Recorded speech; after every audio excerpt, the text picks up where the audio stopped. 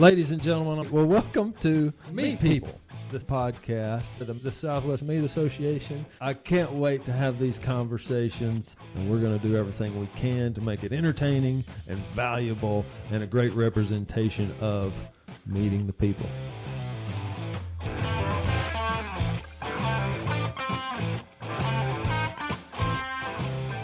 Welcome to another episode of Meet People. I'm here at Praters with Jarrod Miller, and we're going to explore his career, this company as well, and try to introduce everybody to another person that is in this family of SMA, people in the meat business, and help you meet them. So, Jarrod, thank you so much for your time. You've had kind of a crazy day. I know that. You're letting me come interview you or talk to you, have a conversation kind of late in the day. So I appreciate you for that. Oh, thanks for having me. We're excited to be a part of it. It's been a big part of my career, and I've been proud. That's one of the things I'm most proud of here is to get the company involved in it and be a part of the bigger group and be a part of it. So thanks for coming. Thanks for having me on here. I hope I have something interesting to say, and we'll see what we can figure out. Well, if I'm any good, you'll have something interesting to say. Because there is no way. We all have something interesting to say. So if you don't mind, we've talked a little bit prior to hitting record, and I know you're from this part of the world. Yep. And how does a guy from Slayton, Texas, who shows cattle, end up at Praters? Yeah, that's great. I went to Texas Tech 3 times, so that was cool. And when I was at Tech, well, when you say that, what do 3 you degrees. Mean? I had 3 degrees. Okay, Tech, so I had a long span. You got the PhD? No, I didn't get a PhD. No. Just had a long time at Tech. So when I went to Tech, came here, was going to be a nutrition, going to learn how to be a nutrition guy with cattle, and one of my friends from Slayton, Greg Schilling, talked me into trying out for the meats judging team. So I judged meats at Tech in 1999. We won a national championship, proud to say that. And so that's kind of how I got introduced into the meat business and the meat industry overall, was through the meat judging team. So after that, I got a grad degree at Tech in meat science with Dr. Mark Miller and coached the meat judging team. And I spent my time in the packing plants in Cargill and Tyson. And at the time, it was Montford or Swift, and learning kind of the cattle business of it, all that. So round up the master's degree, and I needed a job. And I interviewed a couple of groups, and I wound up working for a group out of San Antonio, Food Safety Net Services, and went to work for them because it was the highest paying job of the whole bunch. And I had some money I needed to pay off, and that was the winner at the time. So I started with those guys right after grad school. No, that's the Bellingers, right? That was John and Gina. Yep. Yeah, John, they're SMA people. They are. Yep. My truth has been, I went to SMA early in my career when I was first starting to work at Peterson's, and I haven't really been back. I would just kind of do some different events, different conferences and that kind of thing. Well, Cody, the president of Peterson's, would go to SMA, and our plant manager. So it's been a while since I've been to the convention or to the mid-year, any of those things. So, but I remember Gina Bellinger from those years. Food safety. See, at that time, I was working in the QA at Peterson's too, so I was sending them swabs. I didn't have a clue what a swab was, what HACCP meant, nothing. But now I do. And they walked you right through it. It's like, that's one of the great things about meat people or this industry, this family. They're here to help. Yeah, John and Gina both. They gave me an opportunity to come work for them in the audit department when it started under Tammy Frederick, and Tammy's now at HEB. And it was just started, so it was brand new. We really didn't know what we were doing. And I remember I got the job, and I went there, and Tammy was like, "Hey, we had BSc in cattle, and I'm fixing to go to Europe for 2 weeks to learn about it. Here's 2 or 3 things you can do while I'm gone. Well, hope you'll be here when I get back." So that was kind of how we got started. And John and Gina were great enough to let me kind of hang around and figure it out, and we learned a lot from each other, and I'm excited for them. John got inducted into the Hall of Fame last year, so that was super cool, and I was glad we got to be there with that too. Man, I think for anybody listening, a lot of them are going to be meat people or connected to the SMA. We're going to probably touch on the foundation, the fundraising that goes on at the convention, all these things and how important they are to getting kids into the industry. You might not be surprised to know several people I've talked to said, well, I was on the meats judging team and now da-da-da-da-da-da, and the dominoes fall and you're in the industry. It is, and I think of the guys that are on my meats team, 2 or 3 are still in the industry. On the team I coach, a couple of them are involved in the meat industry, whether it's on the cow-calf side and the feedlot side or on the meat marketing side. My wife also got a master's degree in meats as well, and she's an attorney here in town and still has clients involved in the industry, whether it's agriculture or food or meats or whatever. So it's a big family. It really is. It kind of ties it all together, and it's a broad family when you really think about it. From the guys from the cow-calf side all the way to the packing plant side. We all know each other and work with each other. And now with Praters, we have opportunity to work in the retail sector, which I didn't know a whole lot about until we came on board with Praters. So that was really cool to learn about that side as well. Yeah.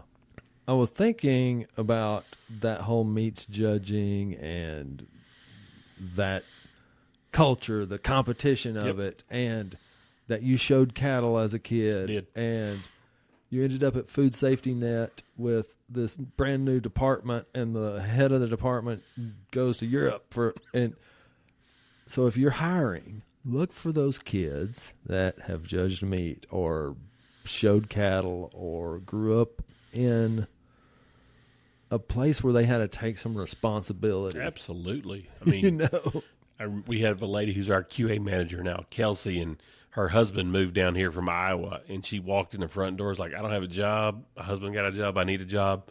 I kind of know what meat is. I'd love to learn. She's been here 5 or 6 years, and it's from that background as well, the meat judging and the ag science background that kind of lends itself to that.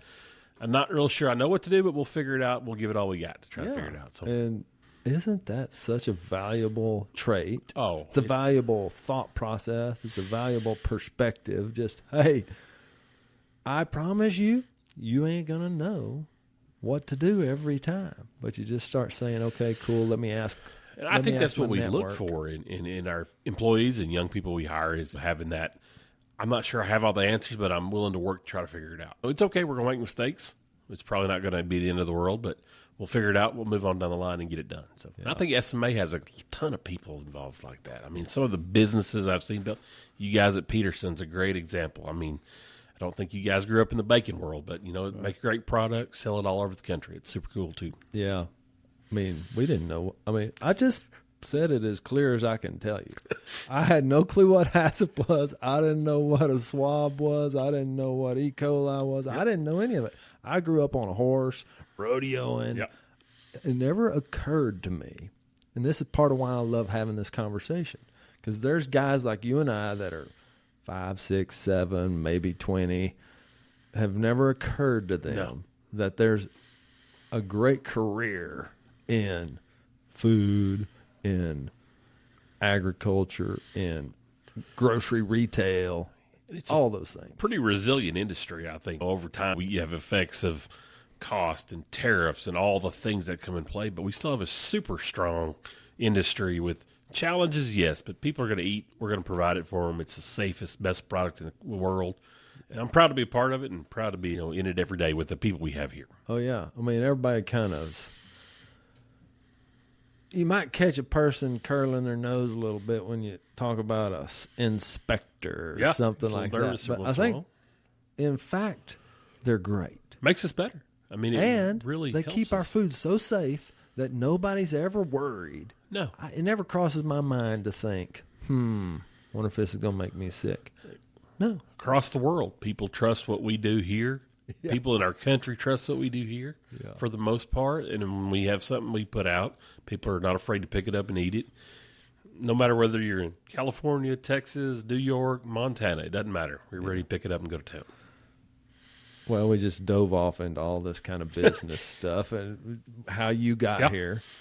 What does Praters do? I mean, for those people who don't know. That's great. Praters is an old company. We were started in the 50s. A local man named Charlie Prater, whose house was across the street from where we are now. It used to be anyway. He started selling turkeys out of here. He had a pen of turkeys, and on Thanksgiving, people would come here, and they'd point out the turkey they wanted. And Charlie'd go in the back and come back, and about 20 minutes later, you'd have a turkey ready. Now, whether it was the turkey you picked or not, that was always up for debate, but right. You got a turkey when Charlie came back. So over time, Charlie started cooking turkeys and smoking turkeys and frying turkeys and all these things he could do. And it was really a local Lubbock, West Texas holiday tradition. Over time, Charlie expanded to other holiday things. We had turkey, we had dressing, gravy, green beans, all the things you will think about. You know, what's going to be good for Thanksgiving. That's what Charlie did, and did it well. And now, was all that made right here? All it was made right here. So that's kind of a crazy thing. I mean, being in manufacturing myself. Yep. You just called off a lot of product lines, types, different things, right? And they did it well, and he grew the business. It was really cool. I mean, it's pretty cool story I never knew about till I worked here, but how they went from being the small family deal, they grew their business to distributing across the country from California. They were really big in the South, did a ton of work in the Carolinas and Alabama and Florida, and just built a really cool business out of it. And it was all family. I mean, when I started to work here in 2010, we still had a son of Charlie's that worked here. Even after we sold United, the business sold. Charlie sold the business to a group of investors in the early 90s, and then they sold it and turned to United in 2009. So we were acquired by United Supermarkets around then. Which, if you're from West Texas at all, United's a staple. Everybody loves United, man. And I've been in Lubbock for a few days. I was kind of going to some stores. Yep. We're lucky to be a vendor of United. They're a great customer. We're happy to have them. And I bought some stuff, and a guy grabs the cart and starts rolling it out to my car. Yep. That doesn't happen everywhere. No, it's one of the really cool things. It's still a cool core component. Since we were bought by United, United's been acquired by the Albertsons companies. Albertsons and United had a great relationship, still do, as an owner and an ownee, however you want to look at it. You know, that Albertsons let United do their thing. Still get to haul out groceries, still kind of have that personal touch that you don't see everywhere. You know, people do it different ways, and they're super successful all different ways. But in West Texas and our stores in eastern New Mexico, that personal touch is what we think really separates us from the other guys around doing the same thing. Yeah. Grocery business is really competitive. Everybody knows that. It's tough, it's cutthroat, it's thin margin business, but what we try to distinguish ourselves on is that service component and being your neighbor and helping you out and trying to figure out how to make it all work. Growing up in a small central Texas town, that's where a lot of kids got their first experience with employment. You bet. Sacking groceries, carrying groceries out for people. I was talking to the guy carrying my cart. I was like, this doesn't happen at Walmart. It doesn't happen at lots of retailers. Lots of stores, I mean, you can go, I go all over the country to retailers, and very few of them still do that. And he's like, I mean, it's a pretty cool thing. And he was an older gentleman. He said, I think something about when that United got bought by Albertsons, there's a deal. They have to do this for a certain amount of time. I'm not sure about that. But he was proud of it. Yeah, it was a cool thing. It was a role he could play. Probably a retired guy of some sort, trying to make a little money. Something to do on the days. I think United has always stressed it. And the longer I've been in the business, the more I understand how the culture and the people are the thing that matters. The rest of it, the technical aspect, all the sales aspect, the business aspect is important. But if you get the people deal right and you get the culture right, all the rest of it kind of falls into place. It makes it a lot easier. And United's always been excellent at maintaining that culture and really driving it. From the CEO to the guys who are hauling your groceries out. They believe it, they feel it, they do it. And we try to bring that over here, too. Yeah, I was about to say, could you tell me how? I'd love to have that. Man, culture for us is super important, just like you said. Yeah, absolutely. Tricky. I mean, you got people that come and go and customer changes and all these things. You know, it's not easy being in the meat business, whether you're president of the company or you're cleaning the plant at night. It's the environment's tough. The hours are long. You know, it doesn't always work out. You've got different groups of people coming in and out. But for us, it's just really working with that one-on-one touch. And we miss it. We fail a lot. And I'm not going to tell you we don't. But, you know, one of the things we've done is we really try to emphasize that, hey, we're all part of the same team, and I know your name. I mean, if you look over here, we got the coffee machine is in here, and this is where we have our training. So our new hires come in here for the orientation. our coffee machine's right here. So if you're going to come get coffee in the morning, and everybody does, you've got to come in here while they're doing orientation. And you're waiting on the coffee machine and go, hey, how are you? What's your name? And it's just a little thing, right? But at least we know, hey, John, it's glad to have you here. Welcome aboard. And trying to repeat that over and over and over. And it's hard. Again, well, it never how stops. many people do y'all have? We have about 100 employees. Yeah. And then we'll ramp up toward the end of the holiday season. We'll be about 120. But we maintain about 100 employees. Yeah. That's a lot of names to remember. That's a lot of names to remember. Although I think I remember a professor or teacher one day somewhere, maybe it was one of those cowboys that was like, if you'll call a person by their name, it's an immediate relationship y'all have. And I fail. I mean, I feel bad this very second because there are people at Peterson's, I don't know their name. And they know I don't know their name. And I think that's what's hard when you get bigger. And you guys have grown and kind of understand. We've probably, since I've started, our sales and production has probably doubled or even a little bit more over that time. So the number of people and the amount of time that I get to spend in the office or I spend out on the floor, it's flipped from when we started. Used to, it was every day you're on the floor doing your thing and involved in problems, and now we spend more time trying to figure out computer problems and all the stuff that it's super important, but you do miss that human connection a lot when you're doing that. Somebody's got to be working on the business instead of in it, and it's part of it. And it's not as much fun sometimes. That's right. It's interesting how everybody's perception of every other person's role gets developed. You bet. Working on the business, not in the business, might sound like, oh, well, they must just be on the boat thinking about it. I mean, well, that's not really true.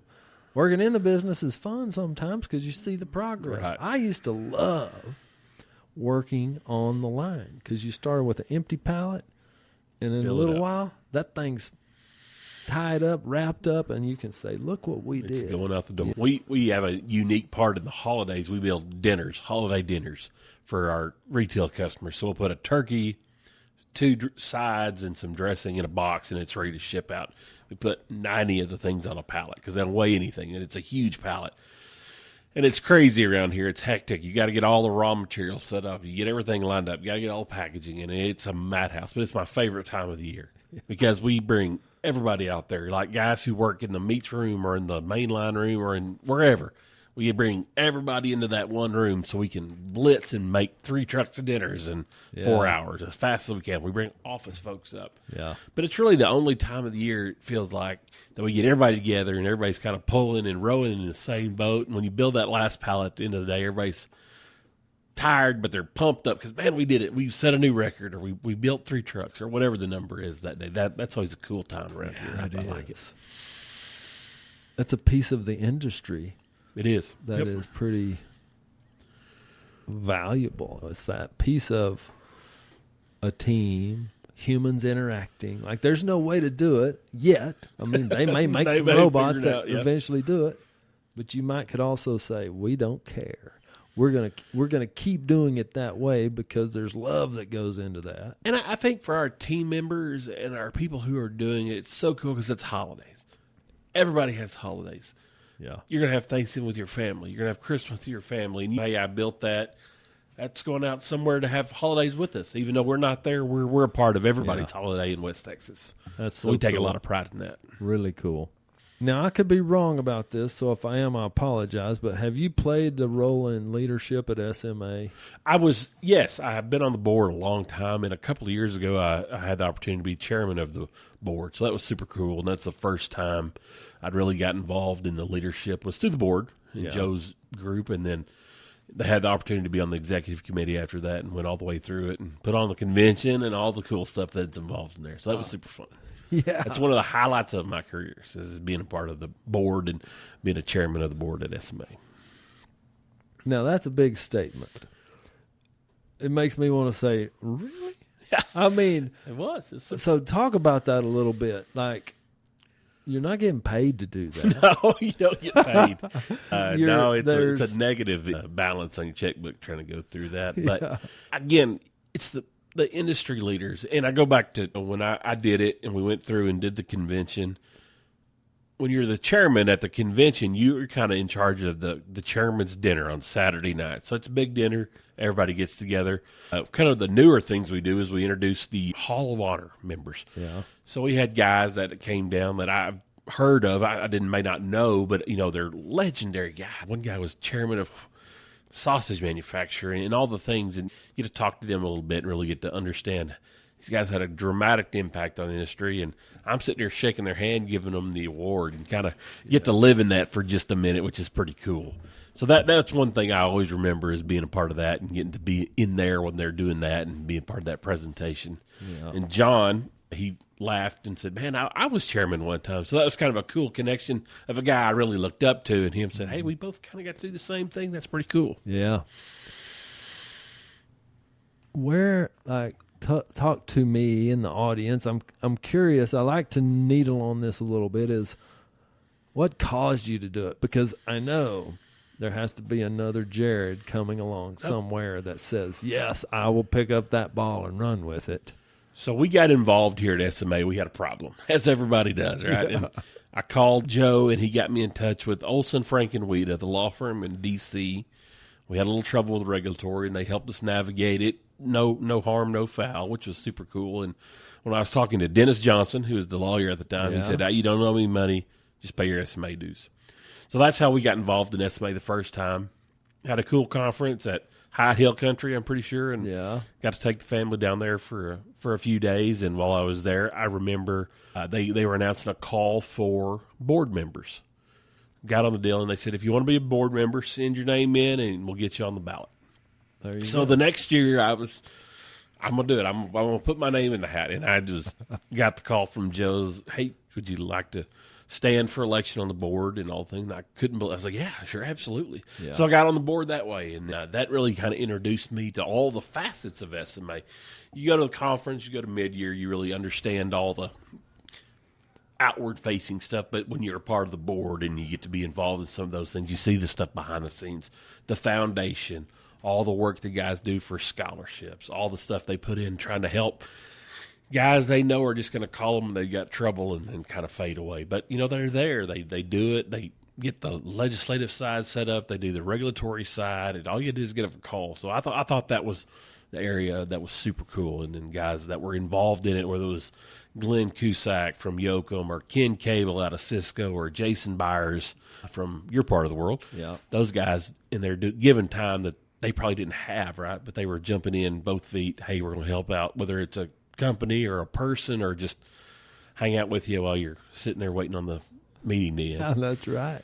So get involved with SMA listeners if you aren't already. If you are already, get more involved. Yeah, and if you're one of those people that have been carrying the load, thank you so much. You, Glenn, a lot of the guys you've just mentioned and girls carry the load for the freeloaders like me.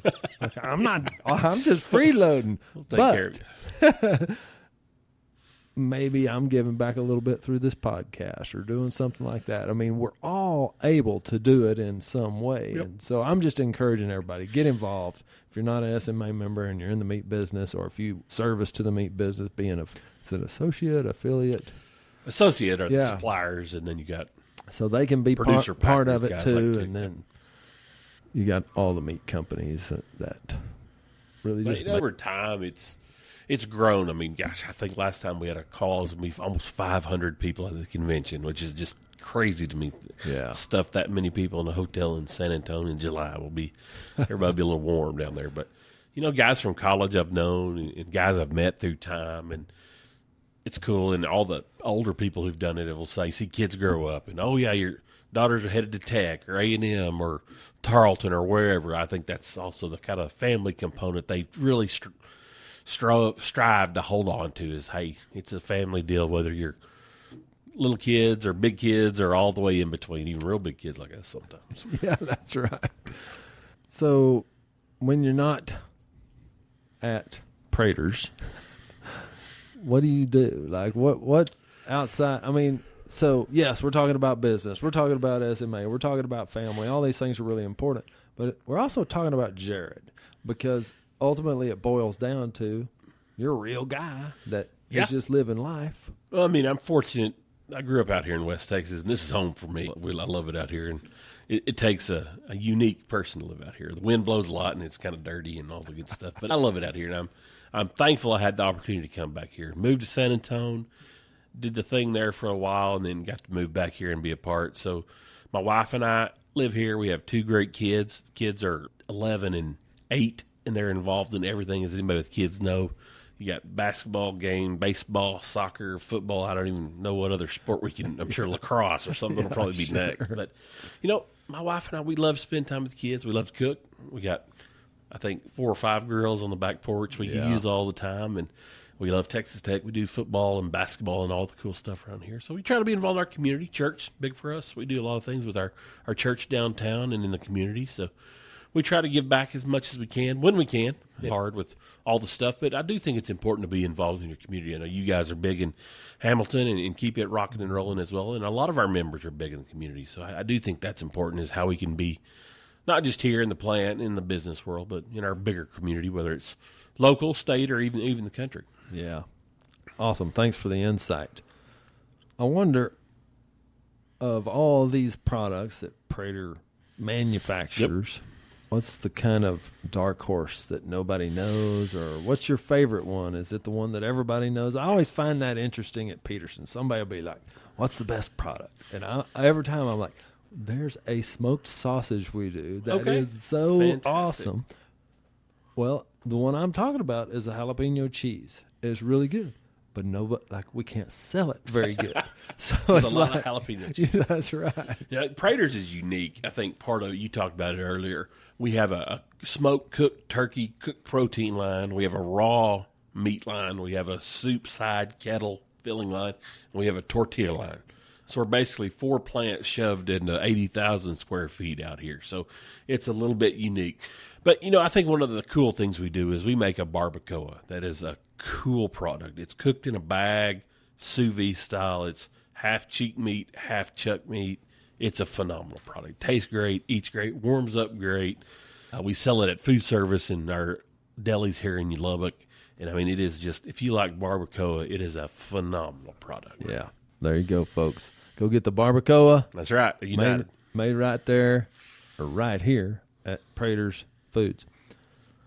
I just got to thinking. I said Praters. That's right. Praters. It is Praters. That's right.